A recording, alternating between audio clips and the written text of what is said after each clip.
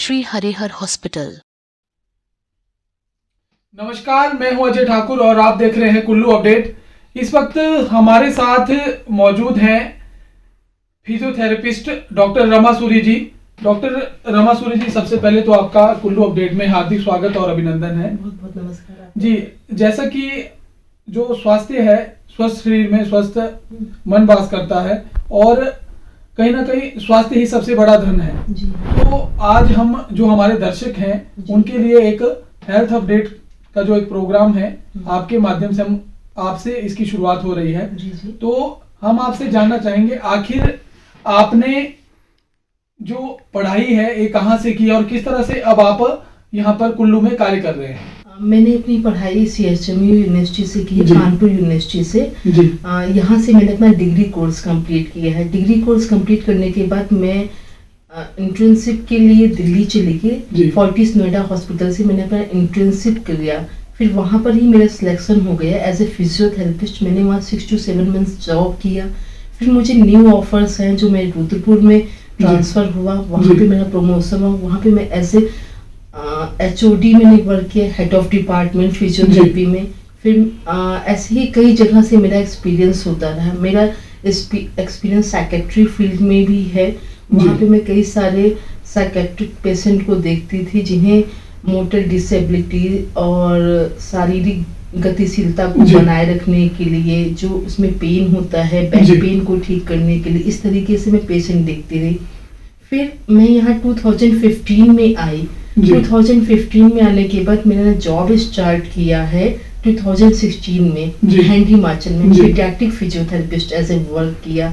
उसके बाद कुल्लू में आस चाइल्ड डेवलपमेंट्स के साथ मैंने वर्क किया।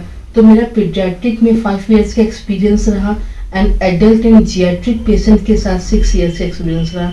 तो इस तरीके से मैं कह सकती हूँ टोटल मैंने इस फील्ड को 11 इयर्स दिए हैं, जिसमें मैंने हर एक एज ग्रुप के पेशेंट को अनुभव किया, उनकी बीमारियों को अनुभव किया, किस तरीके से उन्हें मुझे ठीक करना है, आगे अपने प्रयासों को कैसे कैसे कंटिन्यू रखना है, ताकि उन्हें कहीं ना कहीं सेटिस्फेक्शन हो कि वो अपना इतना टाइम एनर्जी खर्च कर रहे हैं, तो उन्हें सेटिस्फेक्शन हो कि अब वो ठीक हो रहे हैं। और कहीं ना कहीं मैं कह सकती हूँ कि मैंने 98 to 99% अचीवमेंट हासिल करी है पेशेंट को ठीक करने में। और फिर यहाँ पे मैंने अपना एक इंडिपेंडेंट क्लिनिक स्टार्ट किया। मेरी क्लिनिक का नाम है heal and cure physiotherapy clinic, जो शास्त्री नगर में स्थित है, नियर पुरी पेट्रोल पंप। तो यहाँ पर अभी तक जितने भी केसेस आए हैं उनमें से सारे केसेस लगभग ठीक हुए हैं, पेशेंट सेटिस्फाइड हुए हैं। मेरे पास उनका एक डॉक्यूमेंट्री डिटेल्स भी है कि पेशेंट किस किस अवस्था में आए थे और कितना कितना प्रोग्रेस हुआ है। जैसे एक पेशेंट आती हैं रूपा पोतेदार। तो रूपा पोतेदार जी का क्या है कि उन्हें एल्बो का फ्रैक्चर हुआ था, lateral epicondyle of the elbow. उस लैटरल एपिकॉन्डाइल ऑफ एल्बो का फ्रैक्चर होने के बाद उनका हैंड इतना स्टिफ हो गया कि ये एकदम सीधा नहीं हो रहा था। तो कई सारे डॉक्टर्स ने सर्जरी के लिए सजेस्ट किया, कई सारे डॉक्टर ने उन्हें स्टेरॉइड दिया, उनकी फिजियोथेरेपी भी हुई, बट सभी कुछ काफ़ी मिसडायग्नोस हुआ, जो उन्हें प्रॉपर रिलीफ में नहीं ला पाया। लेकिन 2-3 मंथ्स की थेरेपीज के बाद अभी उनका हाथ स्ट्रेट हो गया है। वो हर 2 घंटे के बाद स्प्लिंट लगाते हैं, एक्सरसाइज करते हैं। अब वो बोलते हैं कि मैम कम से कम मेरे कॉन्फिडेंस आया है रोज़मर्रा के काम करने का। और ऐसे कई सारे पेशेंट्स आते हैं जो उनका आर्म में 5 मल्टीपल फ्रैक्चर हुए, उन्हें मैंने ठीक किया, तो उनके आर्म की पूरी मोबिलिटी बनी और उनका आर्म की मोबिलिटी की वजह से वो अपने हाथ को पूरा ऊपर ले जा सकते हैं। कई सारे पेशेंट्स आते हैं बैक एक के, जो बहुत सीवियर इंजेक्शंस लगाते हैं। बात करें, अगर हमारे दर्शक आपको देख रहे हैं यहाँ पर, अगर फिजियोथेरेपी की बात करें, मेरे मन में भी कहीं ना कहीं उत्सुकता थी फिजियोथेरेपी होती क्या है।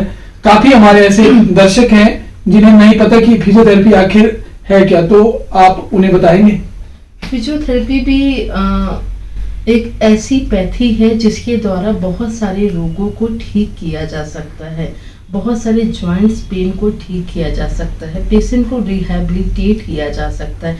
रिहैबिलिटेट का मतलब होता है कि पेशेंट को पुनः नॉर्मल अवस्था में लाना।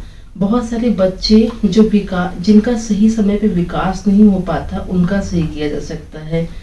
अगर देखा जाए तो फिजियोथेरेपी की ज़रूरत हमें हमेशा होती है, बच्चों में भी होती है।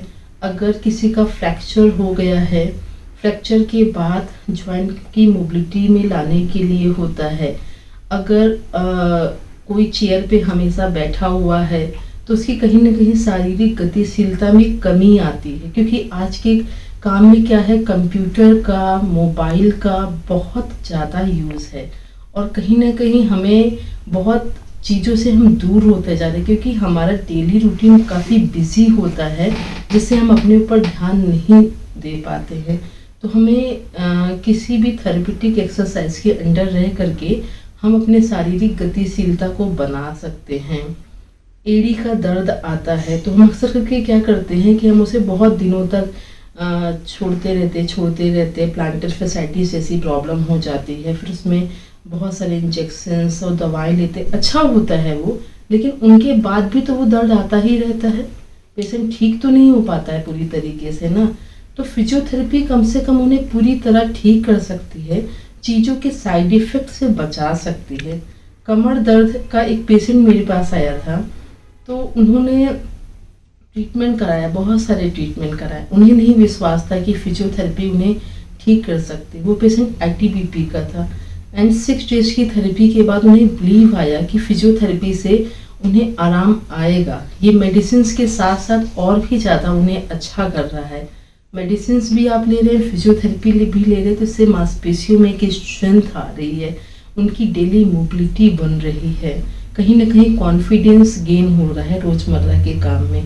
गठिया का दर्द ही ले लीजिए, कभी कभी गठिया का दर्द होता है तो हम उसे टालते हैं, फिर वो इतना बढ़ जाता है कि हम ना सीढ़ियाँ चढ़ सकते हैं ना उतर सकते हैं। जब अनइवन प्लेन आता है तो भी हमें प्रॉब्लम होती है, ज़्यादा चलना होता है तो भी हमें प्रॉब्लम होती है। तो कहीं ना कहीं गठिया का दर्द एक डिसेबिलिटी की तरीके हो गया है कि हम नॉर्मल इंसान की तरीके गठिया के दर्द में काम नहीं कर सकते हैं। तो फिजियोथेरेपी की मदद से हम इस गठिया के दर्द को ठीक कर सकते हैं। अगर 45 इयर्स में ही जब नॉर्मल गठिया का दर्द शुरू होता है, किसी फिजियोथेरेपिस्ट के पास जाएं तो वो हमें जो थेरेपेटिक एक्सरसाइजेस बताएंगे, उससे क्या होगा कि हमारे टांगों की, थाइस की मांसपेशियां में मजबूती आएगी और ये गठिया का दर्द आगे इतना नहीं बढ़ेगा और कहीं ना कहीं हम बहुत भारी ऑपरेशन के खर्च से बच सकते हैं। जी, बात करें, अगर आपने काफी अच्छे से जो फिजियोथेरेपी के बारे में बताया, आपसे जानना चाहेंगे किस प्रकार का उपचार जो है फिजियोथेरेपी में दिया जाता है। फिजियोथेरेपी में कुछ सिकाइयाँ होती हैं, जैसे गर्म ठंडी सिकाइयाँ होती हैं, जिससे जोड़ों की अंदरूनी सूजन को हटाते हैं। इसमें मॉडलिटीज़ होती है, जैसे इंटरफेरेंशियल थेरेपी, टेंस, अल्ट्रासोनिक। इससे क्या होता है कि पेन हटता है। जब पेन हटता है तो हमें एक्सरसाइज करने की हिम्मत आती है, क्योंकि जब तक हमारा पेन नहीं हटेगा तो हमें एक्सरसाइज करने की हिम्मत नहीं आएगी। तो हम कहीं ना कहीं पेशेंट का पेन कम करते हैं और इन मशीनों से बॉडी में एक नेचुरल हार्मोन इंड्यूस होता है, इसे एंडोर्फिन कहते हैं। एंडोर्फिन हमारी बॉडी का एक नेचुरल पेन किलर हार्मोन है। तो वो जब नेचुरल हार्मोन इंड्यूस हो रहा है तो अपने आप ही थोड़ा थोड़ा से पेन को कम करता है, फिर मांसपेशियों में स्ट्रेंथ लाते हैं, जिससे शारीरिक गतिशीलता बढ़ती है। और कहीं ना कहीं हमारा यही एम होता है कि remove the pain and restore mobility, मतलब कि हम पेन को हटाएं और मोबिलिटी को वापस पाएं। तो फिजियोथेरेपी से हम इसी तरीके से कर रहे हैं कि पेन को फर्स्ट फेज में रिमूव करते हैं, सेकेंड फेज में मोबिलिटी को रिस्टोर कर रहे हैं। जी, जितनी भी आपने समस्याएं और उपचार बताए, समस्याओं की अगर बात करें, किस तरह से ग्रामीण परिवेश में देखा गया है, जो हमारा जो प्रदेश है, हिमाचल प्रदेश की बात करूं तो यहाँ पे लगभग 80 से 90% लोग जो परिवार है किसानी और बागवानी से जुड़े हुए हैं। मतलब खेतों में उनका ही काम ज्यादा होता है, गाय वगैरह पाली जाती है और उसी से ही पूरे जो है परिवार का घर घर चलता है। तो कहीं ना कहीं महिलाओं की, अगर विशेषकर मैं महिलाओं की बात करूं, तो महिलाओं को कमर दर्द, पीठ दर्द का या फिर घुटने में दर्द, इसका सामना ज्यादा करना पड़ता है। तो ऐसे में उनके लिए आपकी क्या सलाह रहेगी? ऐसे में मुझे उनकी यही सलाह रहेगी कि आप डॉक्टर के पास जाइए, एक डायग्नोस लीजिए, लेकिन फिजियोथेरेपिस्ट से भी अपनी मदद लीजिए, उससे आप में और भी अच्छा सुधार आएगा। मैं ये नहीं कहना चाहती हूँ कि आप दवाइयाँ ना खाइए, इंजेक्शन ना लगाएं, सभी चीज़ों की ज़रूरत होती है, लेकिन बार बार अगर आपको पेन आ रहा है तो फिजियोथेरेपिस्ट के भी बहुत ज़्यादा ज़रूरत है, और आप पहले से भी फिजियोथेरेपिस्ट के पास आ सकते हैं।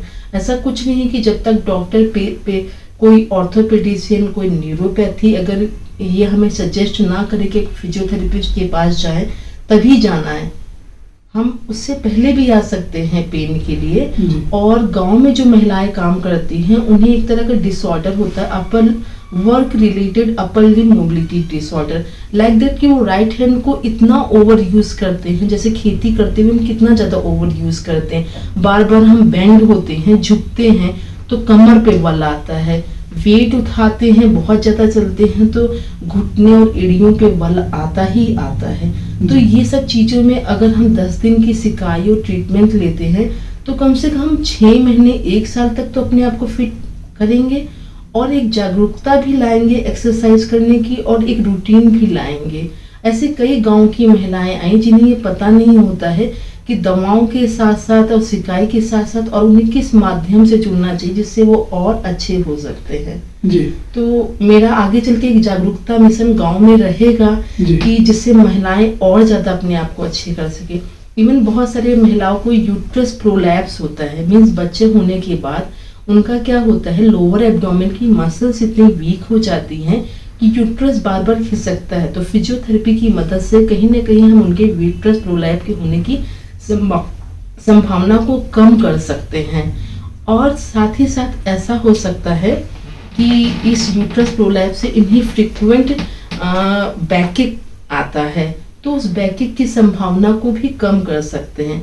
बैकिक होने से कहीं ना कहीं स्लिप डिस्क आता है, डिस्क बल जाता है, जो बहुत लॉन्ग टर्म प्रॉब्लम होती है, और इस लॉन्ग टर्म प्रॉब्लम को भी फिजियोथेरेपी की मदद से हटा सकते हैं। जैसे हमें बैक पेन आया, 1 महीने में 2-3 बार आया, फिर दूसरे महीने में 6-7 बार आया, तो हमें ये समझ जाना चाहिए कि बैक में कोई ना कोई कमियां आ रही हैं, मांसपेशियों में कोई ना कोई परेशानियां आ रही जिसकी मरम्मत की जरूरत है। हम अपने घर की भी तो मरम्मत कराते हैं, तो हम अपने शरीर को क्यों टाल देते हैं?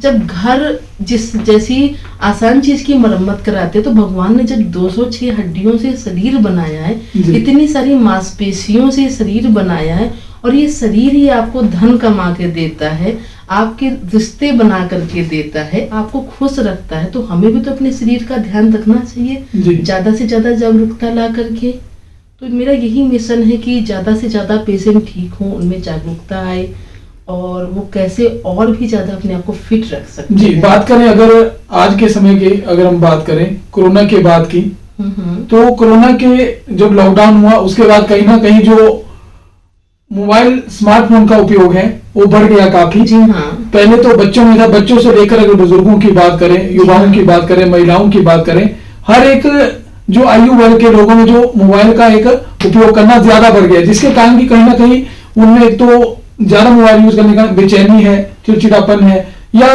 सर्वाइकल प्रॉब्लम भी लोग झेल रहे हैं। तो किस तरह से वो इससे निजात पाए?